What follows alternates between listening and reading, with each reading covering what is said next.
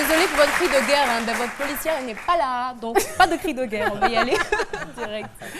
Alors c'est humblement, parce que c'est vraiment très impressionnant, une artiste à part entière avec plusieurs cordes à son arc, c'est vraiment le moins qu'on puisse dire. Alors on n'attendait pas moins de votre style vestimentaire.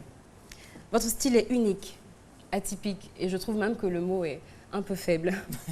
Elle porte avec elle l'Afrique, mais porte également sur elle l'Afrique. Si l'on devait lui attribuer une marque, eh bien, ce serait tout simplement Mama Africa. Oh là là.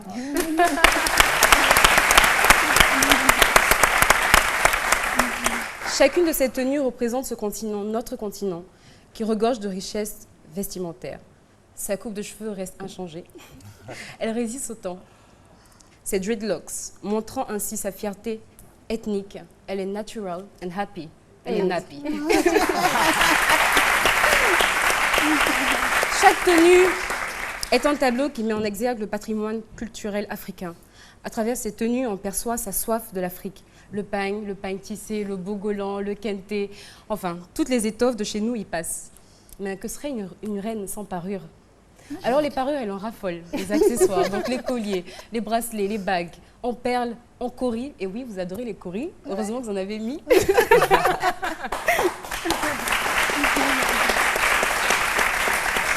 Un véritable festival de couleurs. Son style est inspiré de plusieurs pays d'Afrique, le Cameroun, la Côte d'Ivoire, le Kenya, le Mali, le Nigeria. Franchement, on pourrait passer toute la nuit à citer toutes ces inspirations. Mama Africa. Toutes ces cultures sont représentées. Ces tenues sont de véritables œuvres d'art dont vous seul avez le secret. Vraiment.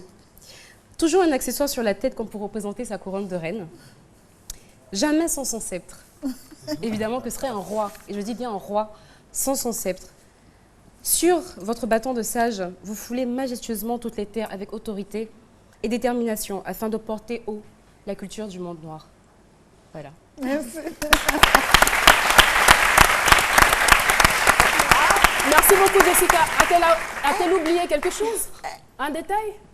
J'attendais la matraque. Bon, mais heureusement que c'était invisible. Donc, on va partir pour le pire look. C'est là qu'elle va prendre sa matraque invisible.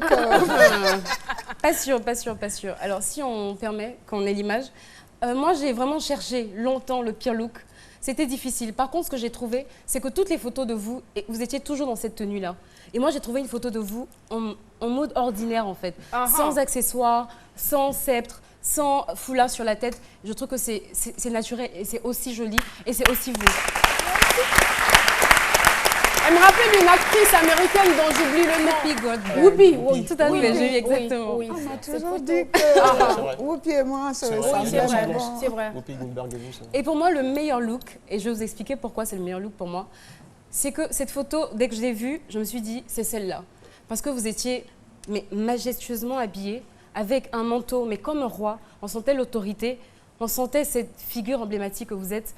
Et voilà, moi, ça m'a... Et c'était coloré, et moi, j'ai tout simplement adoré. Ah, c'est vite passé. Donc, votre style traditionnel est original, mais pour moi, votre meilleur accessoire reste votre magnifique sourire. Voilà. Merci. Merci beaucoup, Jessica Bomba. Je pense que tout est clair. Elle a sorti la matraque, après elle a rangé ensuite.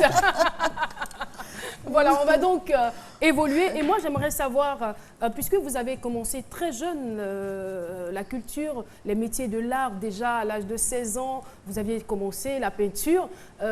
Et je me suis posé la question de savoir, mais si cette dame n'avait pas été artiste, que serait-elle devenue? C'est un peu bizarre comme question, mais je veux quand même savoir.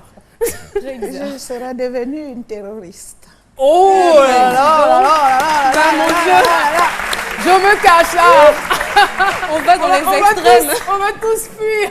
C'est un langage C'est imagé. une image, je suppose. Au Non, premier sens. je vous assure, c'est la qualité de la passion. Je sens que si je n'avais pas été créatrice, je crois que j'aurais été de celles qui acceptent de porter les bombes. Parce que pourquoi vous êtes un peu rebelle à l'intérieur?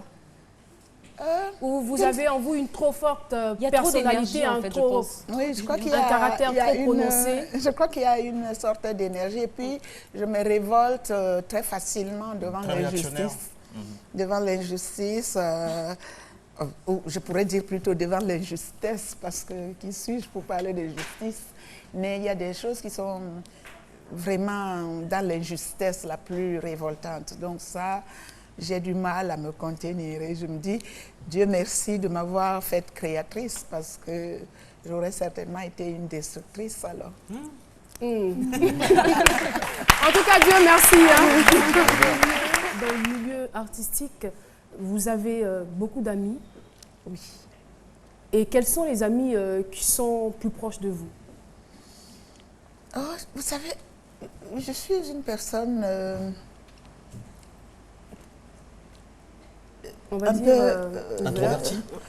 Oui, en même temps que je suis une sorte d'ermite. En même temps, je suis très ouverte. Donc, quand je suis avec mes amis, je suis très, très chaleureuse. Mais généralement, je les laisse libres de n'être avec moi que quand eux, ils ont envie. Donc, je n'aime pas trop donner l'impression que je m'impose. Eh bien, il y en a un qui a eu envie d'être avec vous en ce moment-là et il n'a